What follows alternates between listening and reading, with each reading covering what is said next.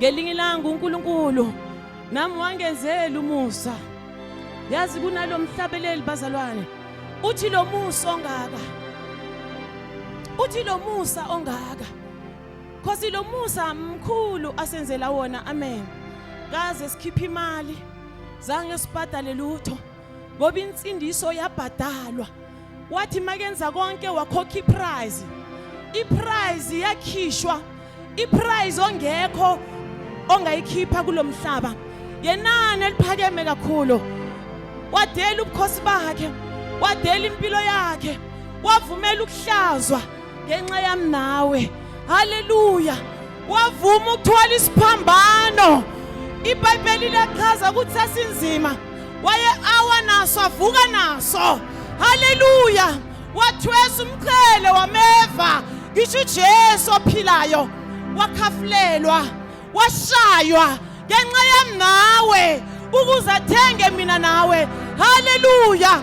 Lithi iBhayibheli wonke umuntu uNkulunkulu uthanda kuba sindiswe afinyelele kulazini iqiniso. Wonke wathengwa ngenani eliphakeme. Sivamile ukuthi masiyothenga esitolo sikhipha imali bese siyayithatha same time. Kodwa yethu yaba iadvance date. Yakhokhwa inhlawulo singakabi khona, kodwa sasikhona kamoya. Sakhishela inhlawulo ukuthi nokuthula mhlaba khona simthengela futhi, simthengela kubabe kulombuso kaNkulunkulu. Haleluya. Umuntu wonke wakhishela iprize. Kune prize eyakhishwa ngawe, kune prize eyakhokhwa awusincane ngoba kunale prize eyakhishwa ukuthi uthenge impilo yakho ukuzuzuze wena. Kwakhisha impilo yomuntu. Yazi omunye ubaba wabuza wathi ngubani omunye ongayenza lento? Ngubani omunye ongavumela ukufa afela ukuthi ulanda wena? Ngubani omunye ongavumela ukuthukwa? Ngubani ongavumela ukuthwesa umqhele wameva? Ngubani ongavuma ukuthwala isihlazo anganahlazo? Haleluya. Ngenxa yothando ebekanalo wakuvumela lokho. Amen bazalwane. Manje namhlanje sinikezwe isihloko lakhaya. Amen. Haleluya. Isihloko sithi upon this rock I will build my church. So bengicela sivule izwi Matthew 16 bese sofunda ku verse 16 to 19. Amen. Igama lenkosi liyo ophela khona, ophela khona uyaku igama lenkosi,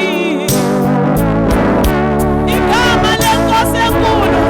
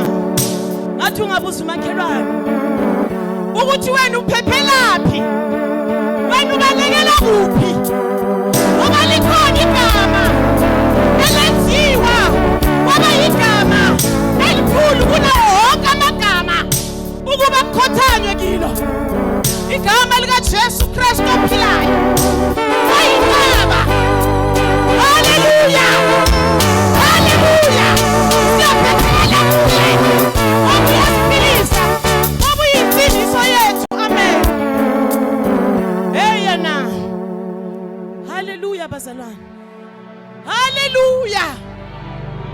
Sizekile lenkosi enkulu. Amen. Bengicela tender of premier wethu asifundele. Amen.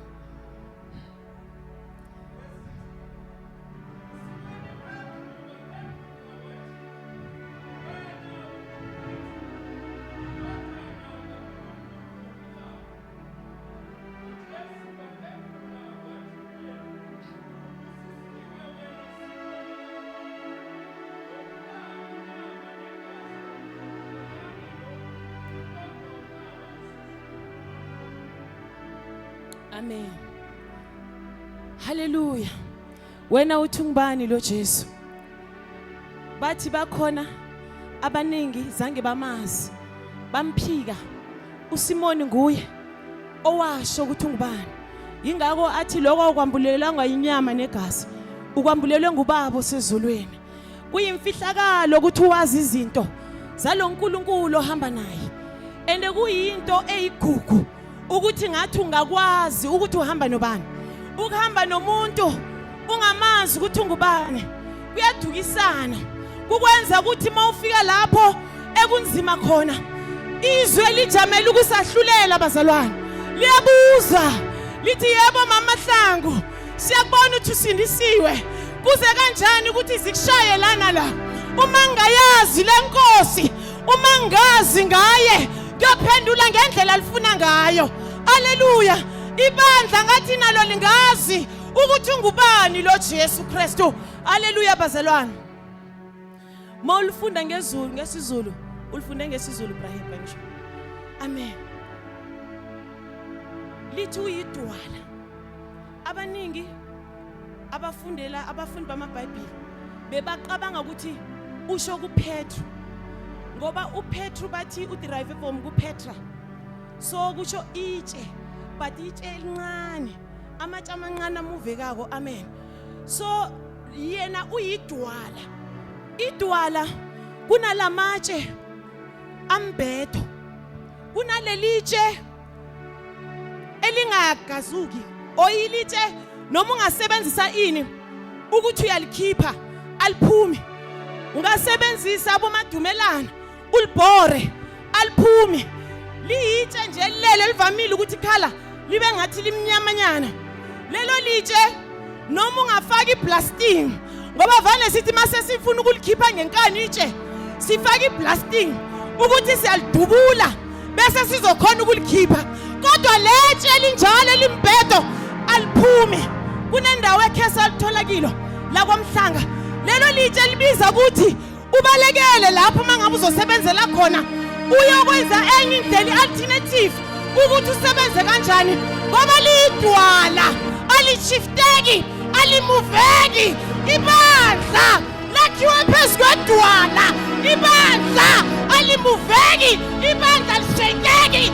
Haleluya. iBhayibheli lithi umhlaba uyashekeka, lithi namazulu, kodwa libali ibandla lodwa ukuthi is unshakable, ngoba ibandla lakhiwe phezu kwefoundation enguKristu. Ibandla lodwa engathi noma kushekeka yini emhlabeni ibandla liyoma, ngoba lakhiwe phezu kwaledwala elinguKristu.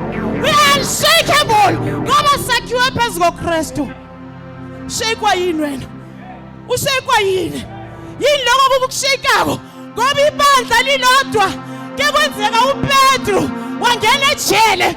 Ibandla lalazi amandla ayo, ibandla lalazi iposition yalo, ibandla la take over, lathandaza wakhamuka amajele. Umhlaba ulimele ngenxa ukuthi ibandla likhohle iposition yalo. Ibandla can do anything. Ibandla ayikho into enepower njengebandla. People they can say politically is power. Hayi njengebandla. Ngiyala. Hayi njengebandla. Politically kuyashekwa, bayatshethwa, bayaphuma, bayabethana, kodwa ibandla limile. Sekelo sebandla, the foundation of the church ayinyakaziseki. The foundation of the church noma ngaba nabafundisi bamanga ibandla lakhonga phezu kwabo, ibandla lakhiwe kuKristu oyidwala. Sinenqaba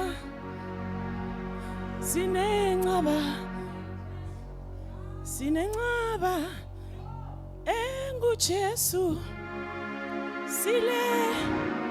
letha konke kuye Jesu inqaba. Ibandla abazalwane phezu kwezinto zonke ngilo uKristu alithembile ukuthi uzogadlaza ngalo, uzoshaya ngalo emhlabeni. Ngiloziko ukuthi isikhali sikaKristu asisebenzisako ukusheka everything. Uthuswa yini? Kuthi kesinye isikhathi kuba ne-earthquake. Uthuswa yini? Kuba izinto ziyaguquka emhlabeni. Hayi! Sakhiwe phezu ibandla lakhiwe phezu kwento enganyakaziswa isikhathi. Izinto eziningi ziyanyakaziswa isikhathi. Ngoba generation to generation kunezinto ezitshentshayo. Kodwa ichurch yodwa kuthi noma kungena la generation akutshintshi isekelo sebandla ngoba singuKristu. Hallelujah. Ungavumi ukushekela ngoba wakhiwe phezu kwento enamandla. Inamandla lento, isekelo sakhona asiguquki, nakusasa sizobe sinamandla. Uthini wena? Uthi ibandla liyini? Ibandla lijajwa phezu komuntu owenza izika. Bathi uzibani ukhonze rock. Bathi ibandla lela likalungi. Hayi! Ibandla lakhiwe phezu kwedwala, alishekeki, aliguquki. Bahlala bunjani? iBhayibheli lithi uKristu uyinhloko yebandla. Kristu uyinhloko yebandla. Ungashekeki. Kwavuma ukunyakaziseka. Mawaziko i-assignment ye-church nokuthi church iphilwa nzima kangakanani ngeke unyakaziseke. I-church iphilelwe mina nawe ukuthi sithole inkululeko. Nelithi iBhayibheli la kunomoya kaNkulunkulu ikhona inkululeko. I-church iphilelwe mina nawe. I-church isibhedlela apostoli somphefumulo.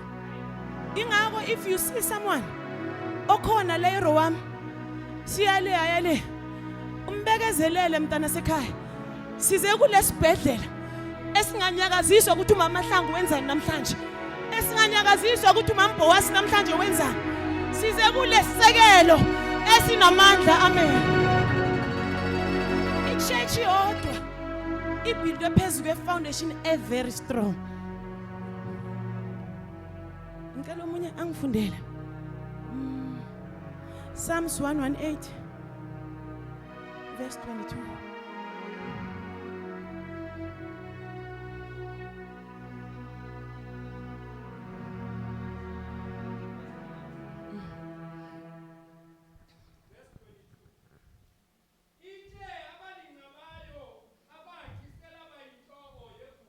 Amen. Lanqatshwa letshe. So why sithi uPetru nguye ifoundation. Itshe lanqatshwa nguJesu Kristu qobo. Waphikwa. Baze bafuna kuye ukuthi bathi lezi zinto beyakhona ukuzenza wawuyisithempeli nge3 days wathi uzoyibuilda. Bafuna ukuthi makayenze.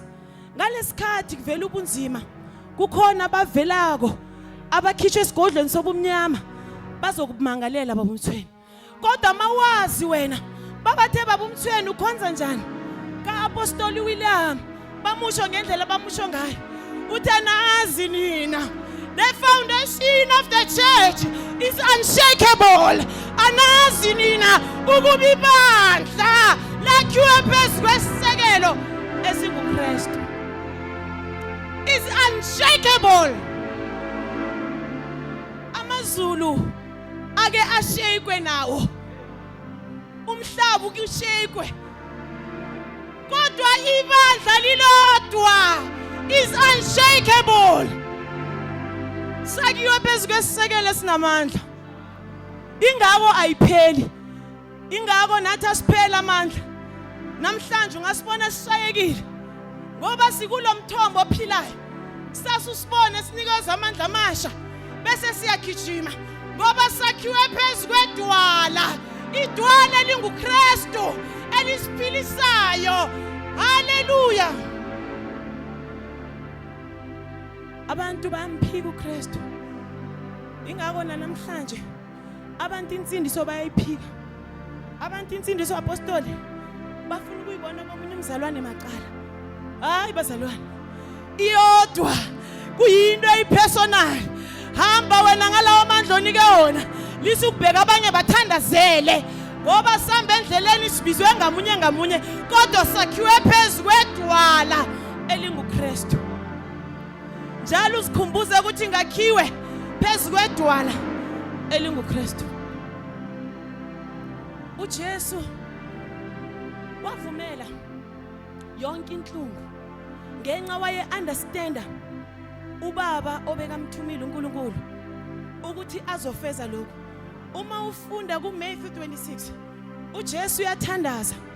Uthi makathandaza uJesu beqala ukubanzima kuye.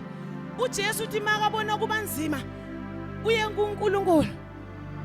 Uthi baba makukuhle lesitsha masindlule.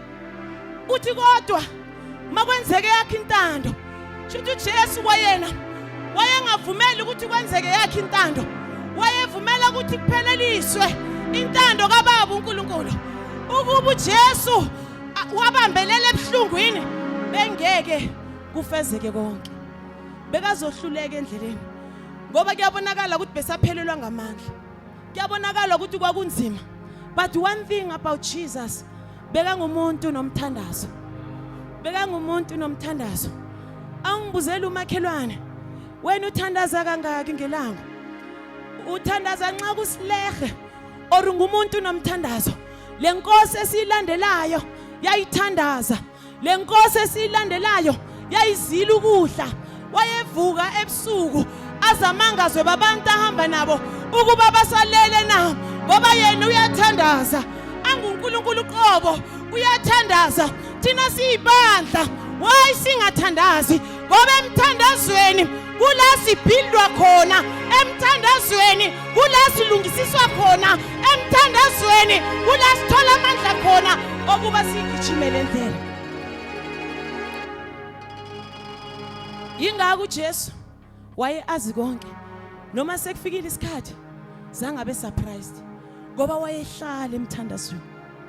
Wayehlala, wayengavakashela emthandazweni. Wayehlala naye. Amen. Sibandla likaKristu elakhiwe phezu kwesisekelo esinamandla esi-unshakable. Asinyakaziswa izinto esizibona namhlanje. Namhlanje kunaloko okugijimako kuthi siyophila njani? Idizili mayidura kangaka. Hey, thina ibandla sinempendulo.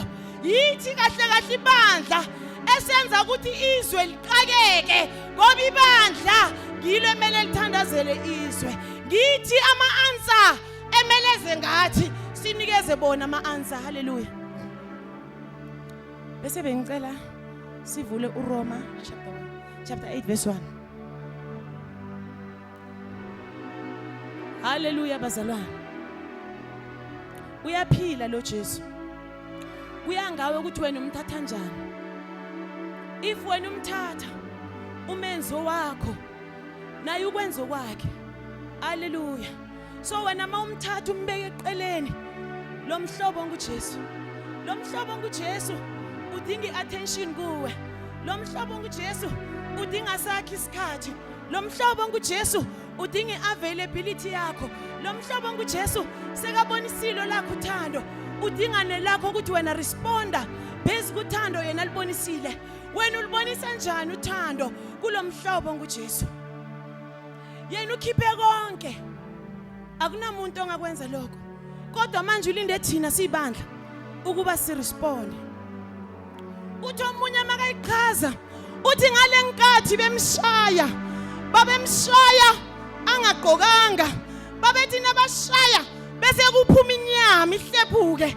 Bamshaye iphuma inyama ihlephuke. Kubonakala amagazi. Bamshaye ngoba thina wayethenga thina ukuthi njengoba sila emhlabeni siphiliswe ingako lithi izwi ngemvimbo yakhe siphilisiwe. Uhlutshwa yini? Yisiphi lesifo esikuhlulayo? Yisiphi lesifo esingapholi osusibiza ngesifo sakho? Asikho isifo somuntu. Uthi uDavide welapha izifo zonke ngoba nazi izifo wazibhadalela wavuma ukuze ubuhlungu ukuze mina nawe siphiliswe egameni kaJesu. Amen. Cela umunye sifundele kuRoma 8:1.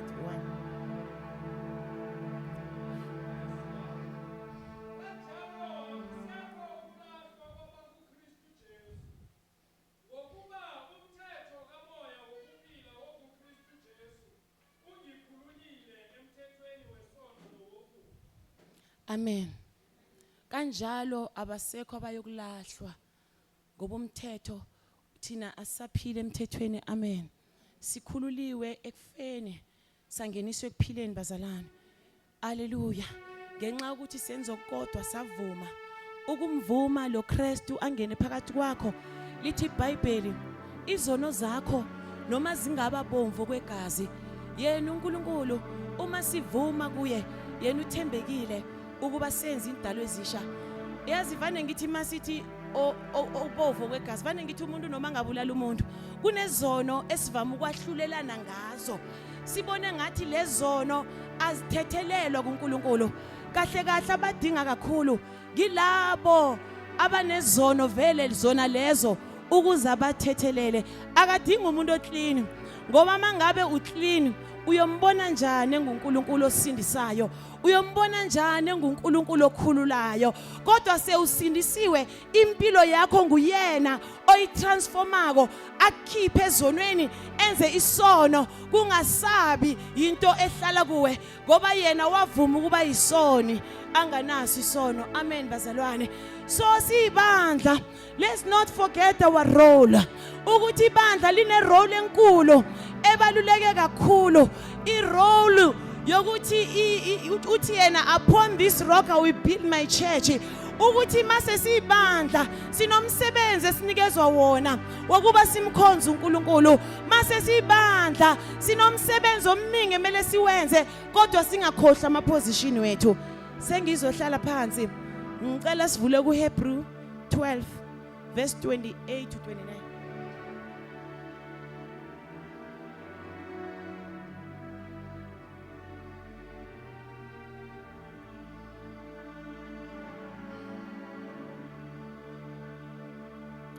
Libongwe ngabantu, libongwe izingelosi alikho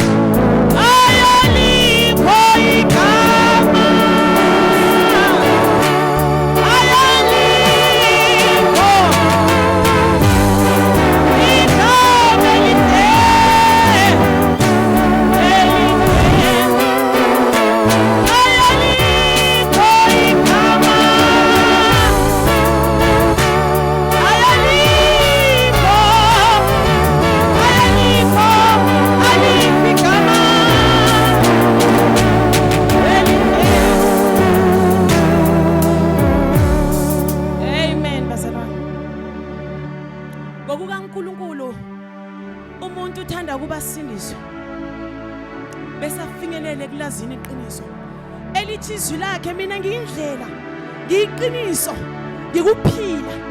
Uma ufika eqinisweni ufika kuye ngoba yena uyindlela uyiqiniso futhi ungikuphila. Amen. Buza umakhelwane ithi makhelwane wena sewamvuma lo Jesu ngoba inhlawulo yakhishwa impilo yakho yabhadalwa. Wabhadalwa wena wathengelwa futhi sibhaliwe ukuthi sithengiwe noma samba kuphi ngoba inhlawulo ikhishiwe. Awubuza umakhe hlaleleni ungayivumi lenkosi enamandla, lenkosi ekhululayo, lenkosi engashiyane, lenkosi enamandla. Unamandla lo Jesu esimkhonzayo, unamandla kaguquki. Unguye kizolo, unguye namhla, unguye naphakade. Ingakho noma umhlaba ungashekeka kodwa yena anguKristu ayidwala akashekeki. Ibandla nalo lakhiwe phezu kwesekelo esiyidwala elinguKristu. Haleluya bazalwane. Yana ebandleni lapha wara bandla ngilaka Kristu line backup yakhe ngoba ifoundation ayakhile is very strong. When you build the house wayibetha lapha ku foundation, even if the house ingaba yinhle kangakanani but happy njengoba usazoshada. Amen bazalwane. Ingawa apostoli. Just imagine uspende uthenga imaterial edurako bese foundation isekelo singasi right, singasi strong enough. Iyothi mayifika phezulu cabanga sowufulelile butsabela bese yawa lendlu. Kodwa lendlu eyichurch, lendlu eyichurch noma ungeza 2027 bathi guqukile, bathi politically uyachinja kumbuso. Lendlu eyichurch yahlala imile, ayiyonyakaziswa ukuthi sekuchange president, ayiyonyakaziswa ukuthi sekuyachange politically. Ingakho apostoli noma singahamba ichurch yahlala imile, ichurch yakaNkulunkulu ayinyakaziswa, ayinyakazeki ngoba yakhiwe phezu kwedwala, idwala elinamandla. It's unshakable. The Church of Christ ayishakeki, ayigudluzwa. Sezizinengi kule minyaka izinto ezenzekile, abanengi bebathukela ibandla. Ingakho izinto zebandla or ibandla noma ungabona ubunzima kangakanani ungazweli ibandla. Linomnikazi angeke akhe the strong foundation bese ahluleke kulimisa. The foundation is very strong, the foundation is unshakable. Noma ngagibelenya phezu kweni kodwa the foundation is very strong. Hallelujah. Upon this rock I will build my church. uKristu wayezisho kuye uzithemba yena anguNkulunkulu ophelele ukuthi kimi ngiyokulakha ibandla. Lithi iBhayibheli wasekuqaleni wayekhona uLizwi, akwenzekanga lutho ngaphandle kwakhe. Ingakho into oyakha kunganaso lesi sisekelo ingawa noma nini, kodwa into yakhela phezu kwesisekelo esinguKristu iyoma. Amen. Ngicela ungifundele bese ngiyohlala phansi.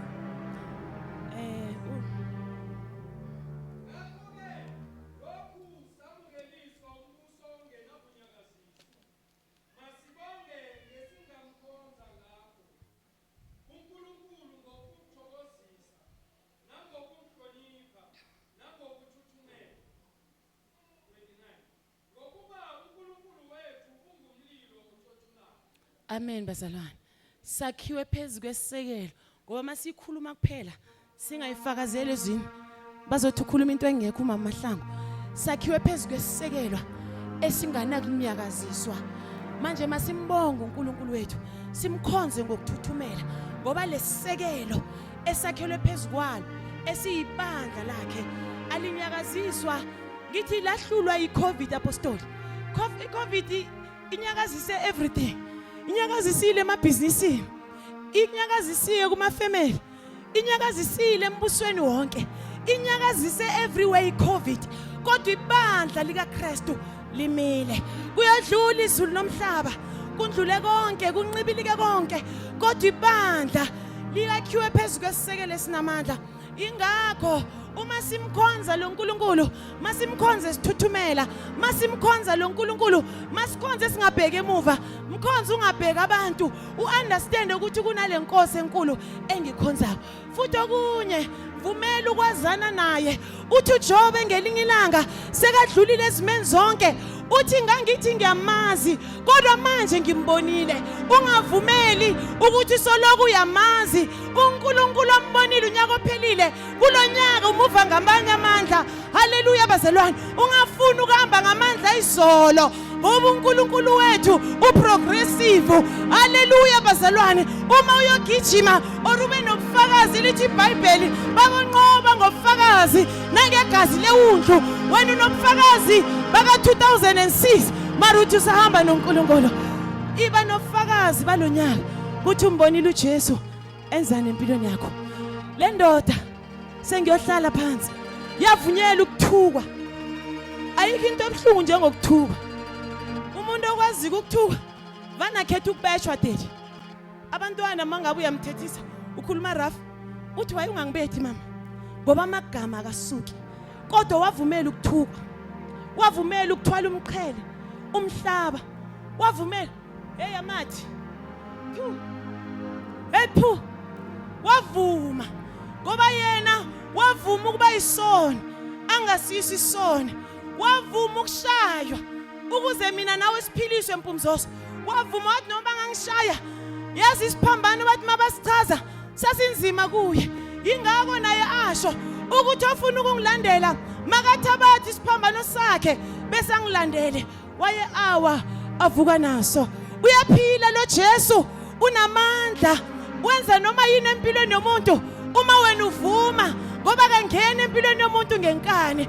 Kodwa uthi mina ngimemnyango, ngiyanqonqotha, ngithoza izwi lamavule, ngingene, ngihlale naye, naye ahlale nami. uNkulunkulu anibusise bazalwane.